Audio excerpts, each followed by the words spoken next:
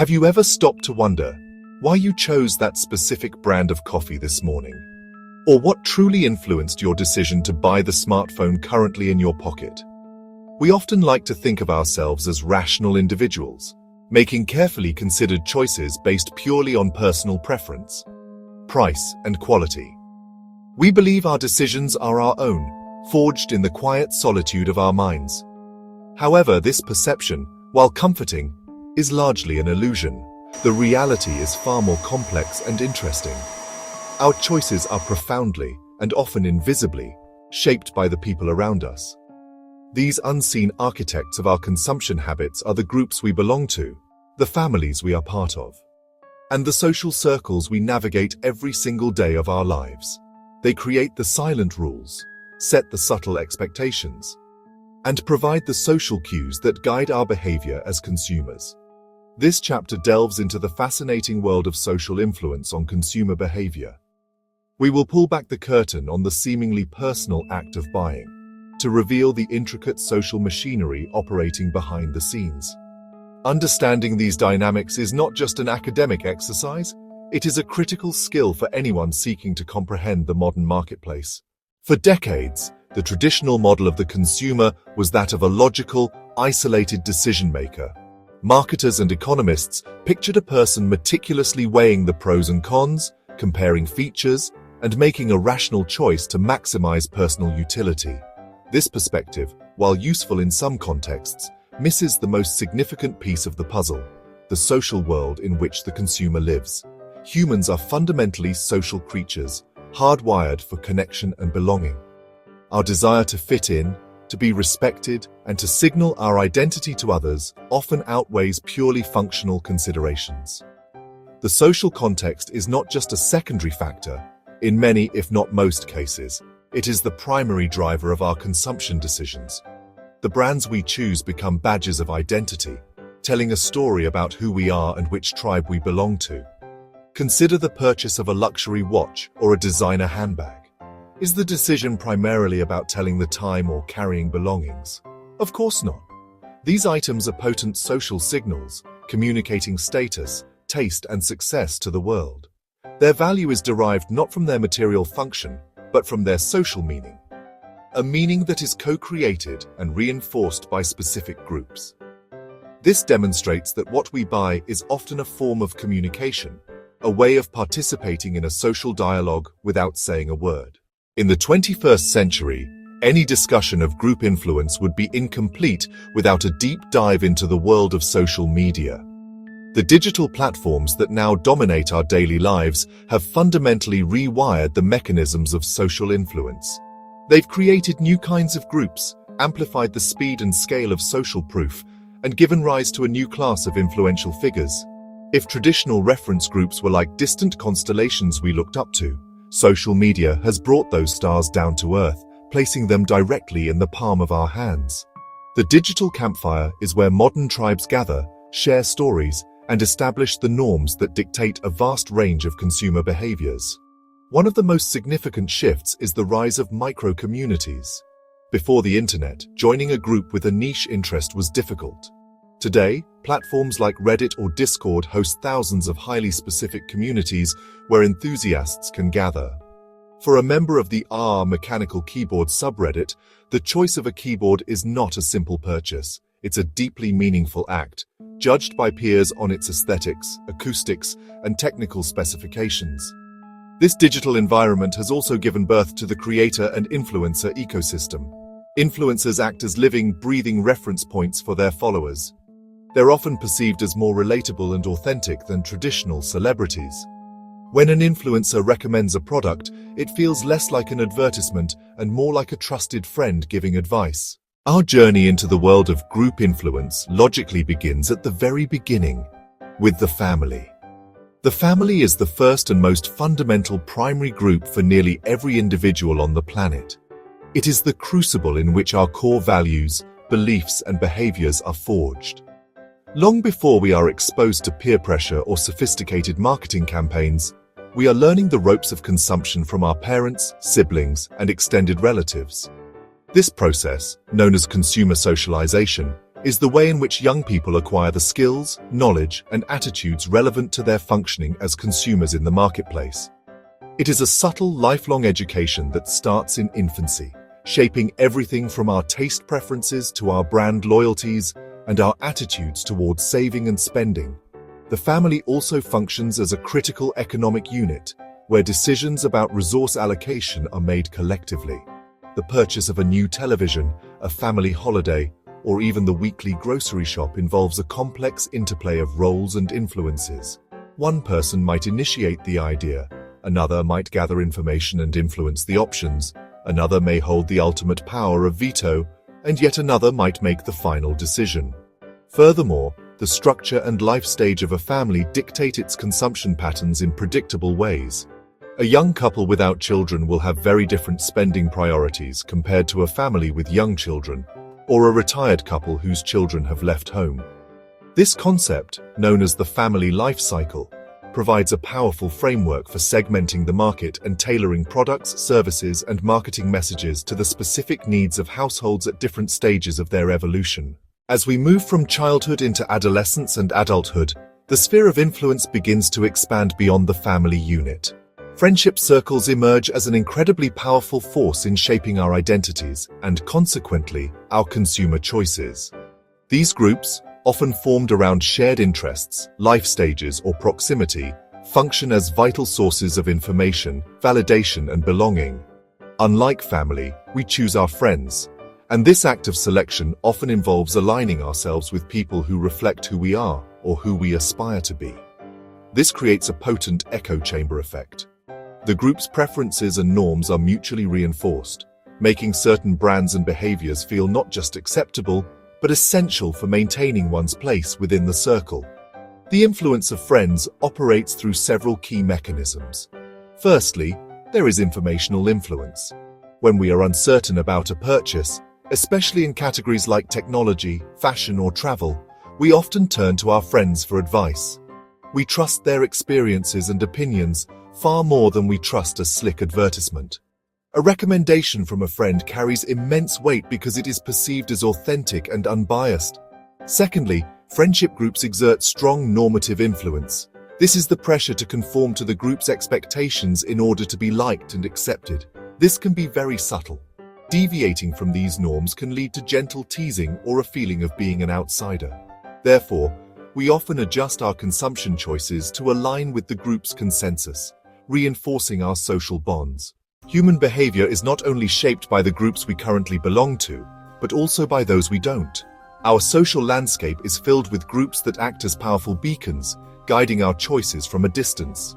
These are known as reference groups, and they come in two particularly influential forms: aspirational and dissociative. An aspirational reference group is a group to which an individual wishes to belong. They might be a circle of successful entrepreneurs, a team of elite athletes, a community of esteemed artists, or even the sophisticated characters you see in a popular television series. We may not know these people personally, but we admire their perceived qualities, success, creativity, discipline, or glamour, and we adjust our behavior to emulate them. This aspirational pull is a goldmine for marketers.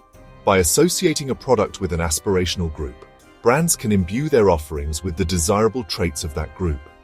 When a consumer buys that product, they're purchasing a piece of that aspirational identity. The consumption becomes a symbolic act of moving closer to a desired future self.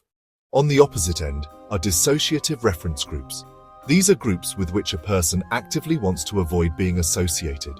The values, styles, and behaviors of a dissociative group are seen as undesirable. This can be just as powerful a motivator as the pull of an aspirational group. The core motivation is differentiation. I am not one of them.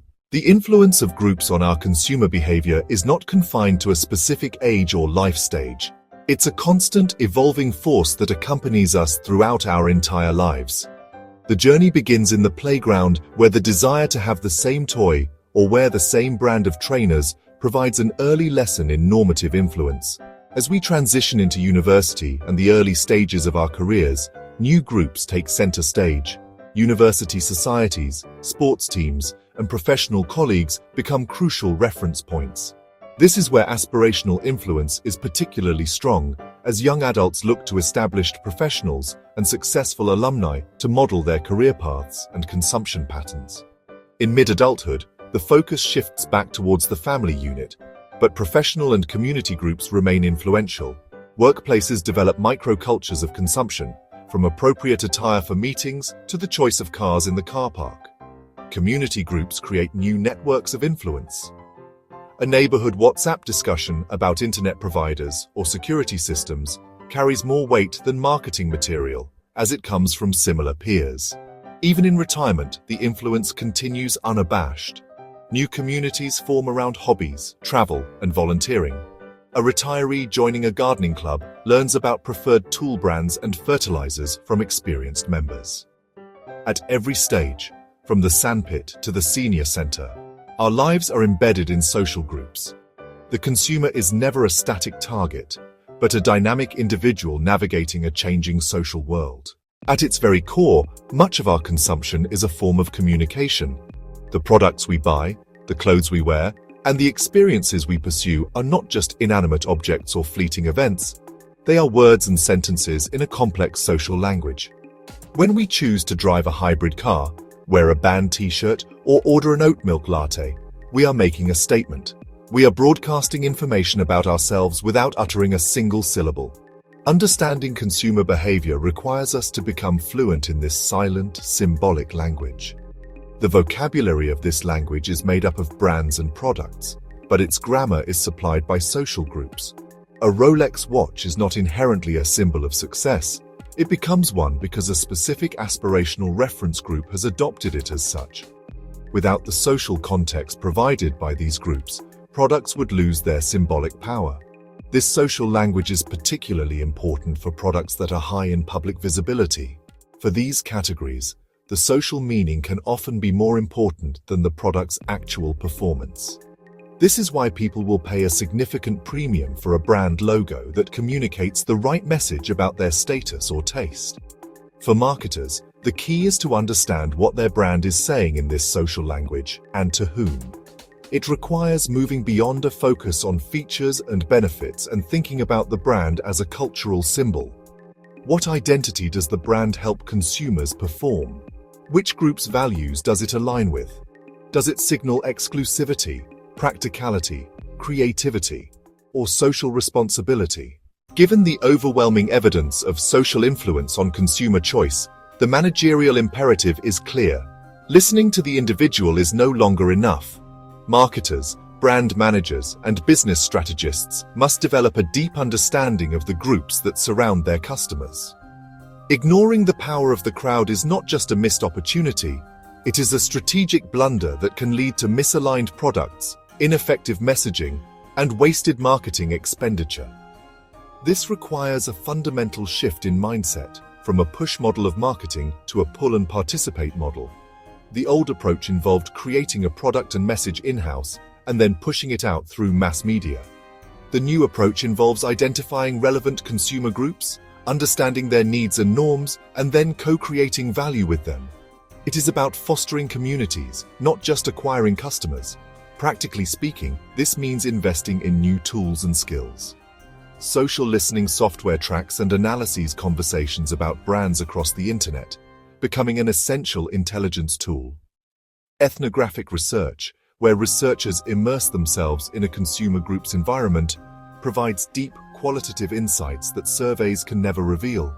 The ethical dimension of this work is paramount. Understanding group dynamics gives marketers significant power, and this power must be wielded responsibly.